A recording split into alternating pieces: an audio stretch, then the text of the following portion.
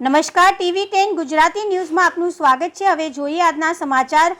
Ahmedabad Bagodara Tarapur highway પરથી વિદેશી દારૂનો મોટો જથ્થો ઝડપાયો। LCBની મોટી કાર્યવાહી।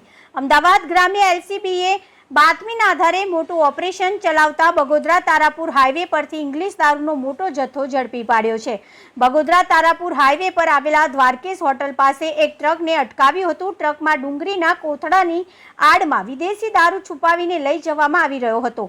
આ કાર્યવાહી દરમિયાન LCBએ કુલ 17,940 બોટલ ઇંગ્લિશ દારૂ તેમજ ટ્રક સહિત કુલ 1.24 કરોડનો મુદ્દામાલ જપ્ત કર્યો છે। ઘટનામાં એક આરોપીની ધરપકડ કરવામાં આવી છે, જ્યારે બીજા 2 આરોપીઓની શોધખોળ હાથ ધરવામાં આવી છે।